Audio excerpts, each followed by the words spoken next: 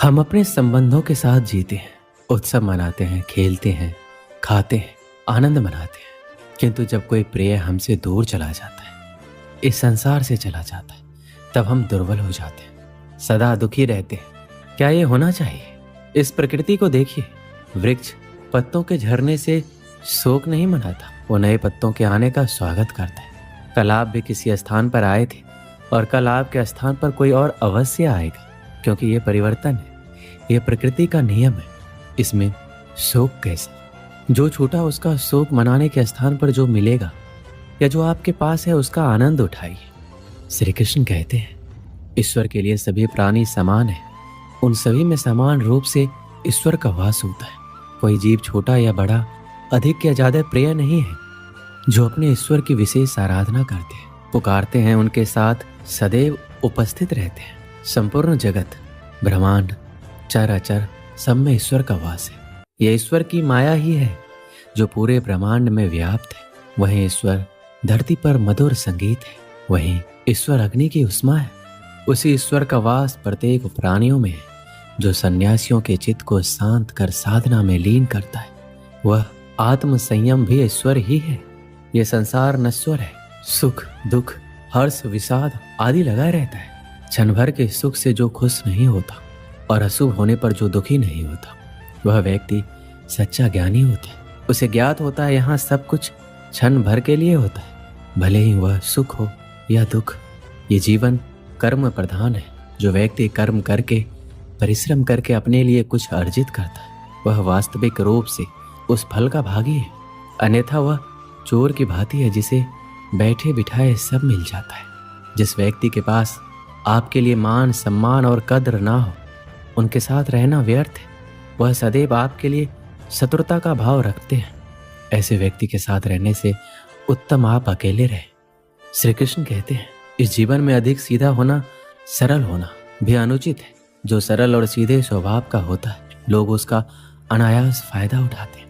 ये जीवन एक रणभूमि है, यहाँ निरंतर संघर्षों का सामना करना पड़ता है। इस संघर्ष रूपी महाभारत में स्वयं अपना सारथी, अपना मार्गदर्शक और योद्धा बनना होता है। जिनकी किस्मत अच्छी होती है, जिनके पास किसी साधन की कोई कमी नहीं होती, वह थोड़ा सा भी कष्ट नहीं झेलते। थोड़ी सी भी कमी होने पर भगवान को कोसते हैं। वहीं जिनके पास अभाव होता है, जिनके पास साधन की कमी होती है, उनके पास थोड़ी सी भी बरकत हो या खुशी मिले, वह भगवान को धन्यवाद करते हैं। ये पृथ्वी नश्वर है, यहाँ सब कुछ गतिमान है। जिस प्रकार सुख दुख में जीवन आता जाता है, उसी प्रकार मृत्यु और जन्म यहाँ लगा रहता है। इसमें खुश होना या दुख मनाना व्यर्थ है। मुंह से माफी देना और हृदय से माफी देने में काफी अंतर है। मुख द्वारा दिए गए माफी को तत्काल प्राप्त किया जा सकता है, किंतु दिल की माफी प्राप्त करने में उम्र बीत जाती है। प्रभु अपने भक्तों की सदैव परीक्षा लेते रहते हैं। इस परीक्षा में भक्तों को अनेकों कष्टों का सामना करना पड़ता है। सामान्य लोग इसे अपना दुख मानकर पीछा छुड़ाते हैं, वहीं साधक तथा प्रेमी प्रभु की इच्छा समझकर उसका सामना करते हैं। सांसारिक सुख क्षणिक होता है। जो सुख आज प्राप्त हो रहा है, वह सुख स्थायी नहीं है। यह सुख आपके साथ सर्वदा नहीं रहने वाला। आपको दुख भी प्राप्त होगा, परंतु संसार से वियोग अर्थात मुक्ति परम आनंद को प्राप्त कराती है। यह ईश्वर तक पहुंचाती है। माना जाता है जीवन के पूर्व कर्मों का फल इसी जन्म में होता है। जितने भी रिश्ते, नाते, सुख दुख व्यक्तिगत जीवन में प्राप्त होते हैं, वह पूर्व जन्मों का फल है। वरना कौन इतनी बड़ी दुनिया में आपसे दिल लगाता है। राधा और कृष्ण दोनों अवतारी थे। दोनों का जन्म कुछ विशेष परिस्थितियों के लिए हुआ था। उन दोनों का मिलना बिछड़ना बस एक प्रक्रिया मात्र थी, जिनके माध्यम से प्रेम का वास्तविक रूप समाज में दिखाना था। आस्था और प्रेम पर व्यक्ति का स्वयं नियंत्रण होता है। जहाँ आस्था और प्रेम लग जाता है, वहीं श्री कृष्ण के दर्शन हो जाता है, क्योंकि श्री कृष्ण सर्वव्यापी है। कृष्ण को जो भी भक्त सच्चे हृदय से पुकारता है, वह उनके साथ सदैव खड़े हो जाते हैं। प्रहलाद जैसा विश्वास, भीलनी जैसी आशा और द्रौपदी जैसी पुकार, मीरा जैसा इंतजार अगर सभी शुद्ध हो, तो कृष्ण को तो आना ही पड़ता है। आशाएं व्यक्ति को दुख के मार्ग पर ले जाती है। आशाएं बड़ी प्रबल होती है। आशा अनुरूप कार्य होने पर जहाँ खुशी मिलती है, वहीं आशा के विरुद्ध कार्य होने पर दुख का पहाड़ टूट जाता है। व्यक्ति जीवन में आशा दुख का प्रमुख कारण है। जो लोग ये कहते हैं अपनों के आगे झुकने में बुराई नहीं, उन्हें मालूम होना चाहिए जो अपने होते हैं वो कभी झुकने नहीं देते। श्री कृष्ण कहते हैं जब से मनुष्य का जन्म हुआ है जान पहचान का, और आज के युग में तो व्यक्ति का मूल्यांकन ही इससे किया जाता है। उसकी पहचान कहाँ तक है? क्यों? आपके आसपास भी कई ऐसे लोग होंगे जो पहचान के बल पर आपको बना देते। ऐसे कई लोग होंगे जो पहचान से काम पा लेंगे, धन अर्जित कर लेंगे, किंतु आप तनिक सोचिए क्या ये ठीक है? पहचान से मिला काम आपके साथ तब तक रहेगा जब तक आपके उनसे मधुर संबंध होंगे। जब तक आपके उनसे मधुर संबंध होंगे, संबंधों में खटास आई और काम निकल गए हाथ से, तो अब क्या किया जाए? इसका उत्तर है काम। अपना काम पूरे मन से करो, अपना काम निश्चल से करें, क्योंकि पहचान से मिला काम अधिक समय तक नहीं टिकेगा, किंतु काम से मिली पहचान युगों युगों तक टिकेगी। श्री कृष्ण कहते हैं जीवन में कुछ कर दिखाना है, आकाश की वो सीमा छूनी है जिसे छूने के विषय में आप कभी सोच नहीं सकते। तो अपने भीतर से ये 3 गुण अर्जित कीजिए। पहला, अपने लक्ष्य को पाने की चाह, लगन, ये आपसे वो करवा सकता है जो आप कभी नहीं कर सकते। दूसरा, साहस, संकट उठाने की क्षमताएं आपसे वो करवा सकता है जो आप करना चाहते हैं। और तीसरा है अनुभव। अनुभव आपको ये बताएगा कि आपको क्या करना चाहिए। तो जिसने चाह, साहस और अनुभव इन 3 गुणों को पा लिया, उनके लिए संसार में ऐसा कुछ भी नहीं जो वो नहीं पा सके। स्वप्न और लक्ष्य कितने समान लगते हैं। इन दोनों की व्यक्ति कल्पना करता है, इन दोनों को व्यक्ति पाना चाहता है, और ये दोनों पूर्ण हो तो व्यक्ति स्वयं को भाग्यशाली भी समझता है।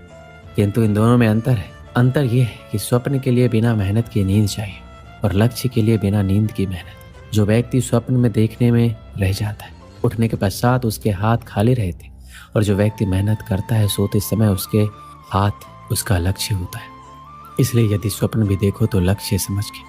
दीपक जलाने का कार्य कितना सुखमय होता है। प्रकाश की ये लौ मानो भीतर जाकर मन में उल्लास भर देती कि ये मैंने क्या कर दिया, मैंने इसे बुझा क्यों दिया, जबकि इसी से मैंने अन्य दियों को जलाया है।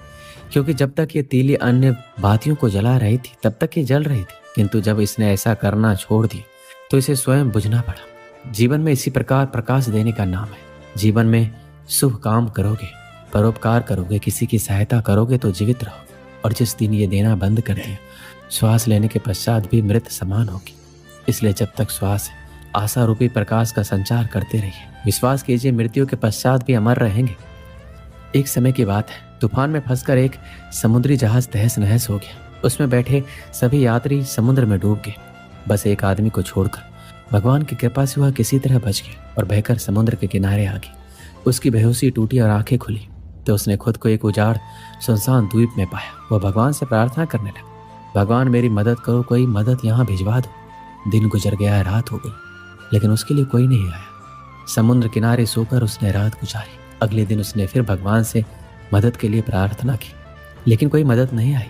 इसी तरह कुछ दिन गुजर गए। उजाड़ द्वीप की जिंदगी को अपनी किस्मत मानकर आदमी ने कुछ लकड़ियां और घास फूस इकट्ठा कर अपने लिए एक झोपड़ी बना ली।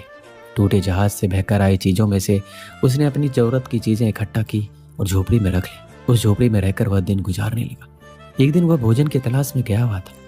वापस लौटा तो देखा कि झोपड़ी में आग लग गई। अपना एकमात्र आसरा उजड़ जाने पर वह बहुत दुखी हुआ। आसमान की ओर सिर उठाकर भगवान को कोसने लगा, भगवान मैंने तुझे मदद भेजने के लिए कहा, पर तूने ना सुनी मेरी। मन मारकर मैंने जीने के लिए यहाँ एक झोपड़ी बनाई, तूने वो भी जला दी, मेरा आसरा छीन लिया। तू बड़ा निष्ठुर है। रात भर वह समुद्र के किनारे सोया। सुबह तेज आवाज से उसकी नींद खुल गई। उसने देखा एक समुद्री जहाज किनारे आ लगा है। वह खुश हो गई, आखिरकार उसके लिए मदद आ गई। वह जहाज पर बैठा और जहाज चल पड़ा। उसने जहाज के कप्तान से पूछा, आपको कैसे पता चला कि मैं यहाँ इस उजाड़ द्वीप में फंसा हूँ?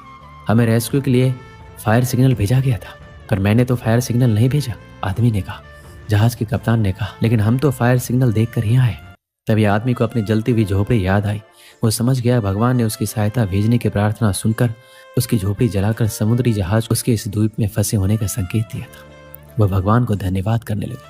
दोस्तों, जब हम पर मुसीबत टूटती है तब हमारा विश्वास डगमगाने लगता है, धैर्य टूटने लगता है, आशा धूमिल होने लगती है और हम भगवान से शिकायत करने लगते हैं। जबकि ऐसे समय में आवश्यकता है भगवान पर विश्वास बनाए रखकर मुसीबत से निकलने की प्रयास करने की। उस आदमी ने झोपड़ी बनाई तो भगवान ने उसमें आग लगाकर उसे उजाड़ द्वीप से निकलने में मदद की। हमें भी दिल छोटा किए बगैर भगवान पर विश्वास रखकर अपना प्रयास करते रहना चाहिए।